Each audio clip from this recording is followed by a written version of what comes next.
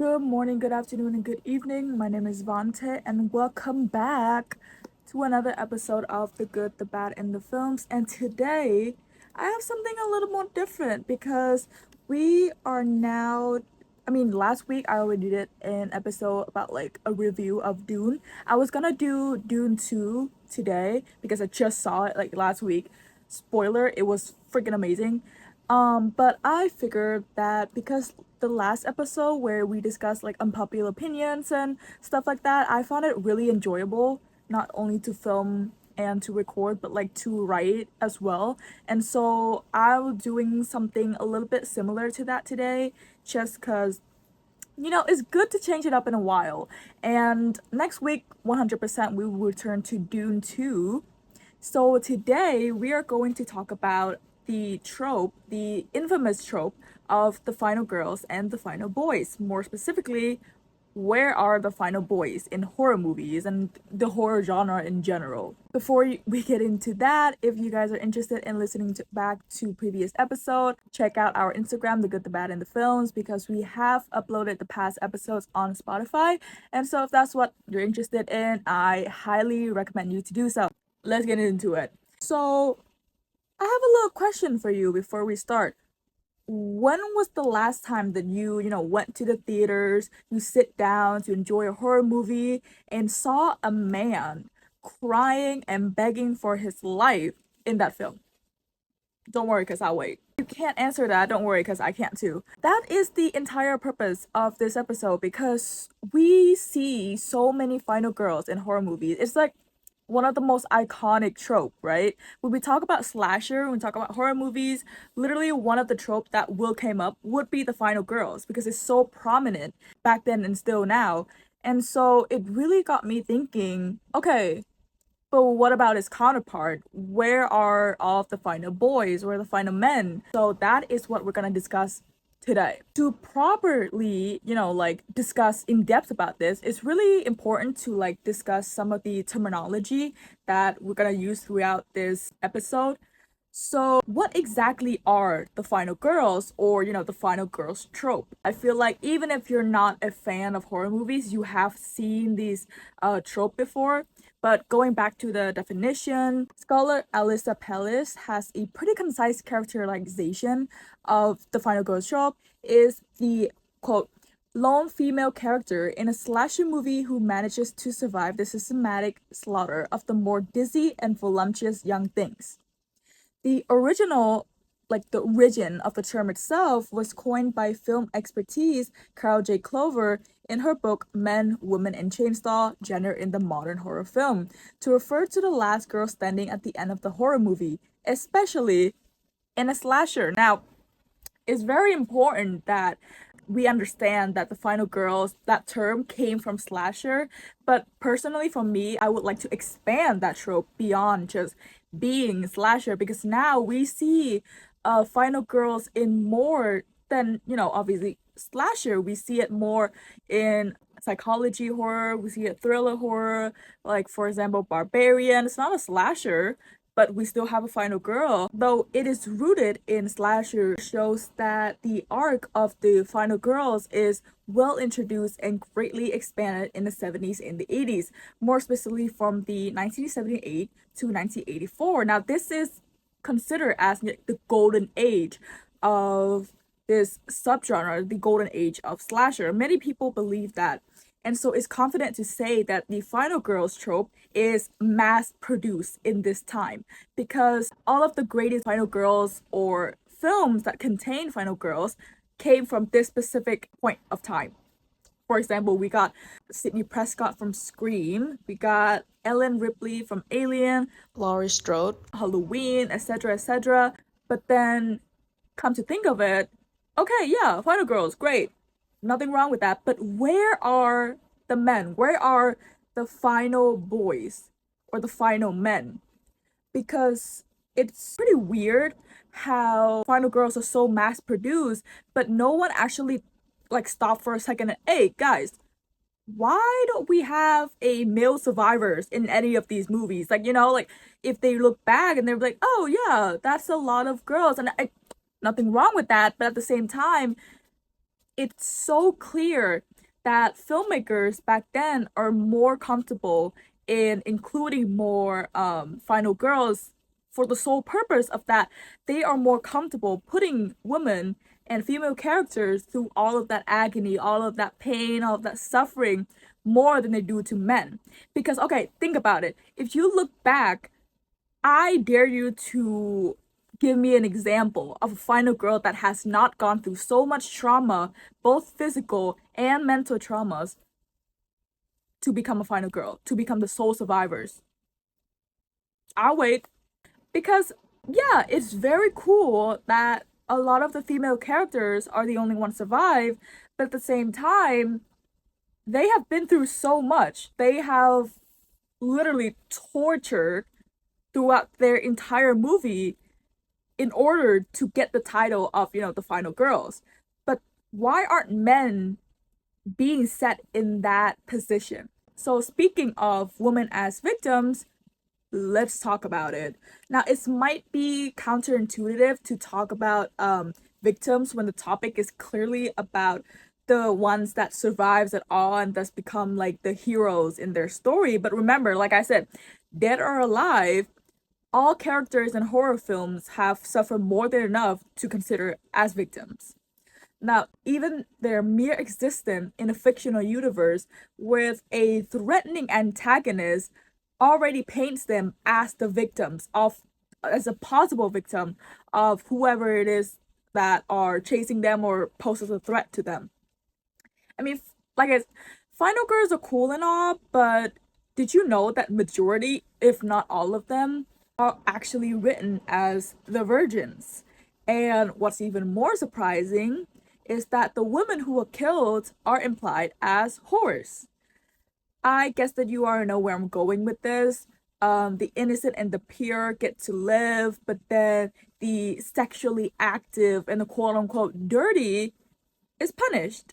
Now, there is a blog article that discussed this kind of like issue called Stereotypical Gender Roles, Horror Movie Misogyny 6. It's a personal blog, and it discussed the three main parts of a horror film that women can play, either monsters, victims, or heroes. And the author, Kit Ten Fish, include a really cool table that kind of like summarizes the number of female survivors and female non-survivors in horror movies.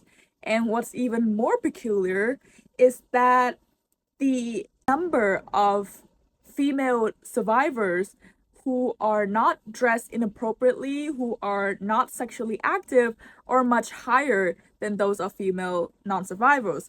For example, for the category of revealing clothing, non-survival females are 46 compared to 23 of survival females, kind of demonstrating the traditional and the patriarchy ideology behind the death of quote unquote the slut. This reminds me a lot of another character art called the Femme Fatale, mainly because I am in a movie class about noir, and we discuss Femme Fatale a lot because one of the thing about Femme Fatale is that she is purposely written to be sexually active or using her sexuality to her advantage, lure men and use men to do whatever it is that they want. Accident insurance? Accident insurance? Sure, Mr. Dietrichson. But the thing is, that directly leads to their demise. So none of the femme fatales have a happy ending. And so that really reminds me of how being the final girls is directly contrasting the trope of being a femme fatale. Because if you're a virgin, that means that you're pure, that means that you get to live. But for example, if you're the femme fatale and you use your sexuality to get whatever you want, 99% sure that you're gonna die. So, those two kind of don't actually have relation to each other whatsoever because both of them are from two different genres. But I mean that the tropes are, directly contrasting. So I thought it would be kind of interesting to just brought that up because it's in my noir class a lot. I think it would be pretty cool to talk more about it. Image of the femme fatale and how that is a direct complement to the final girls. But we're not here to talk about that today. But anyways, back to the blog. So the blog draws a lot of other sources while talking about the theme of sex and how it is seen as a masculine trait as it can be used as power over women. So a really cool thing that I really want to mention in this section is that there's a certain sexual undertone about the chase. So again, if you're not familiar with, horror movies or the horror genre, then the chase is basically in every single, not every single, but in majority of slasher movies, there will always be a chase scene. And a chase scene is basically antagonist chasing down the male or the female protagonist, or not even just the protagonist, like even the support characters can, have their own chase scenes. And the purpose of the chase scene is to obviously raise tension, is to raise anticipation, like, oh my god, are they gonna escape? But then there's sexual intent in some of those scenes, because the one being chased is mainly and majority are women, like female characters, and the one chasing them mainly and majority male characters. So, it's kind of iffy if you think about that. And it always includes states of like undressing or provocative camera work in all of those chase scenes.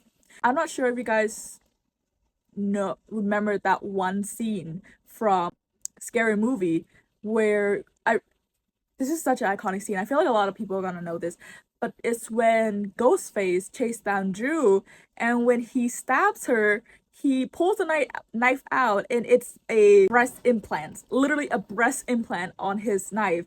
And I always thought it was so funny because, like, who thought of that? Scary Movie is a satirical parody movie, but it also has this commentary on how chase scenes are sexualizing and objectifying women to a certain extent, and that movie just kind of like exaggerate that details to comment on that. It doesn't matter in, horror movies if you're a final girl or not. If you're a woman, you will have a chase scene that is so memorable. It's gonna show up under a Reddit thread of like, what's your guys' favorite, chase scene. The blogger of, the blog even stated that female characters are likely to experience sexual violence, particularly in the rape and revenge subgenre. And this is further supported by writer Linda Williams, who proposes that women have the right to feel as if they do not belong, since they are shown as powerless in the face of rape, mutilation, and murder. Overall, the idea that the final girl needs to be a virgin really feeds into the patriotic ideology, along with the sexual intent behind every chase scene. Poses the kind of question like, why don't we see men in this position instead of women? With that said, let's get into the section to discuss where exactly are the final boys. To say that they're non-existent is just like plainly wrong. The purpose of this video is not to say that, oh, there is absolutely zero final boys movie out there. No, that's not true. There are, but there aren't as mainstream, there aren't as mass produced as Final Girls. When did you see a last man begging for his life in a movie? Is an article from The Guardian, amazing title by the way, written by Annie Bilson, who examines the controversy behind the overuse of images of female victims and not males. She suggested that the female vulnerability has been abused, disguised for the reason that, quote, it is more empowering, while the main vulnerability is untouched. Men in horror movies are shown and portrayed as being tough, being kick-ass, and not sensitive and completely horrified of whatever threatening them. The author also suggests the highly possible reason behind the lack of final boys would be how filmmakers and directors are already so comfortable putting women through hell and back on screen, which I've mentioned before, under the form of sexual domination. The director of Carrie, like, literally supported this claim, saying that you fear more for her than you would for a husky man. Like, yeah.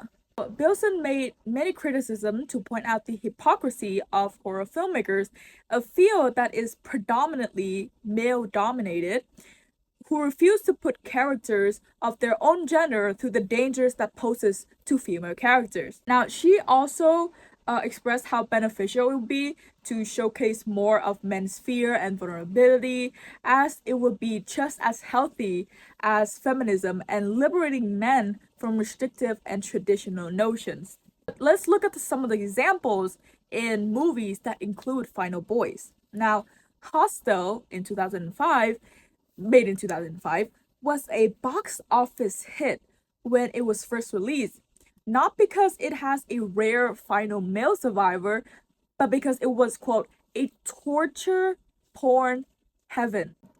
The host of Dead Meat, James A. Janice, in their kill count video for this film, even said that your torture porn tolerance will strongly dictate your enjoyment of this film.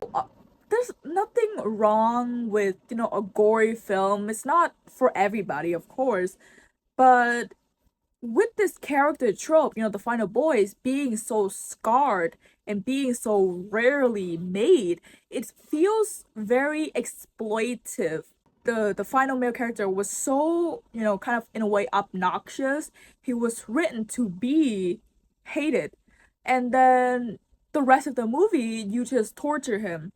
While the female characters are right in a way that, you would have to root for her no matter what. And so when she lives, it's like, oh, cool, she lives. But then for the final boys, it's like, yes, torture. And let's look at examples that actually have a good final boy, which is Chris from Get Out. This gender switch of character conventions aligns with the theory put forth by film scholar Adam Nee, which seeks to obscure gender identities by dismantling the conventional gender binary. Chris was threatened by the idea of otherness, not only from being an outsider to his girlfriend Rose family, but also in terms of race, because he's the only black person in her family. So outside of actual physical danger, Chris is also going through this kind of like mental crisis about, being different and how to, in a way cope with that throughout the movie. And this kind of shows that writing a good final boy with complexity and layers instead of just making them really unlikable and just torturing them throughout the movie is possible, because who would have thought? Who would have thought? And so it raises another question about why exactly do we need more final boys? This collection of academic sources called Misogyny in Horror Films that solely studies the role of genders in horror movies, which is, essentially exactly what we're discussing right now. One of the parts included in the source, titled The Audience, discussed the impacts of gender in horror media on both female and male audiences.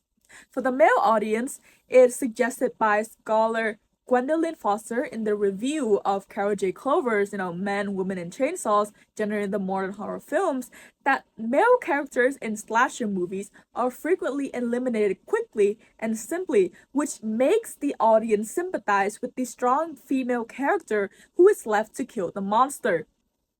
Clover also pushes the idea that the male onlooker who takes a, quote, vicious stake in and the, quote, fear and pain define the last female experiences as a result of the monster's cruel deeds has masochistic tendencies. Sorry, that was a little bit difficult to read. But then for the female audience, the complete opposite effect would take place.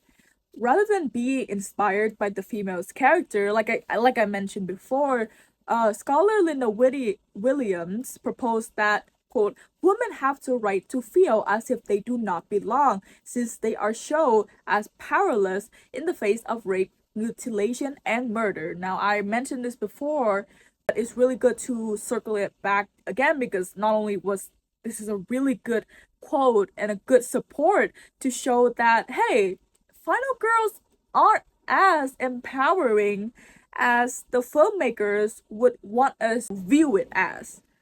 It's certainly an issue. So I have to agree with Williams on the fact that seeing female characters being forced to suffer or worse is incredibly challenging to digest. This type of content, as an attempt to make Final Girls more relatable or empowering, can be argued to be the complete contrary. Like it create a completely opposite effect. William firmly believes that the female gaze is so threatening to male power, it's violently punished, which explains the idea of, the slut in horror media is always, without fail, slaughtered most brutally. This is not to declare or to say that no, we don't need Final Girls trope anymore. Or, producers or filmmakers or, screenwriters just like stop completely writing this type of character trope. But it was just like, it would be nice if there were less sexualization, less objectification of the said characters.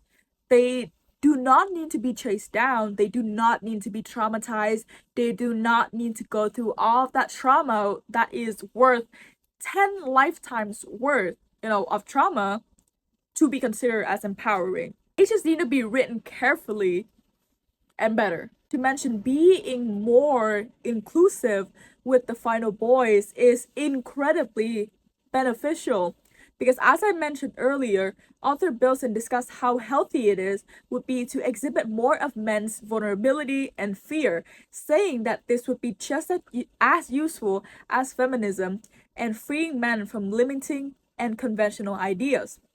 Writer Gabia also agrees in their case studies of Chris from Get Out and Ripley from Alien, saying that, quote, the fact that these characters exhibit a combination of traditional masculine and feminine traits validates the exploration of the final girl formula to include final boys, thus allowing both genders to connect with the self-saving hero of the horror genre. Plus, the same with the final girls, I would just love to see more well-written final boys whose character and personality goes beyond just, being included in torture porn films. Trust me when I say that the final girls trope, it's still pretty great and iconic. I mean, it gave us Scream, which is arguably one of the greatest slasher ever made. But then we shouldn't also overlook the fact that, before Sydney Prescott came Scream Queen, she has been through a lot because what do you mean her boyfriend killed her mom? That is messed up. Tell that to Cotton Weary. You wouldn't believe how easy he was to frame. Watch a few movies, take a few notes. It is so difficult not to wonder why and how filmmakers are so comfortable inflicting pain on female characters compared to male characters, because a lot of the film, the male characters, like mentioned before, they're killed quite swiftly, ending their suffering, while the female characters are left alive with 10 lifetimes worth of trauma. So I don't know, which one do you think is worse? Being alive and have trauma that will haunt you for the rest of your life, living every day in agony, or a quick death? Another movie that I would like to brought up that discussed this idea pretty great is Cabin in the Woods. Now, Cabin in the Woods is a movie that directly comments on the horror genre.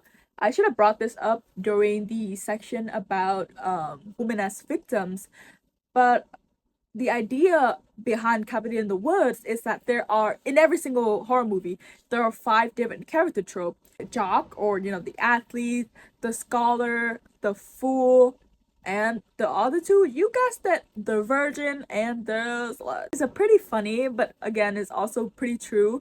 If you apply that to, a lot of the horror movies, they would be correct. That sort of formula always shows up. Yeah, it just shows that for the female characters, they have to be in either of the two categories. Like, there's no in between. not to say that, we need to watch men suffer, or it's necessary, a, necessity. Like, we don't, like, I'm not crazy like that. I don't enjoy seeing neither gender getting, brutally murdered or anything on screen. It's just like representation is important. We have so many final girls already, and yes, they're iconic. They slay, they ate down, but before they actually have the title, they went through so much.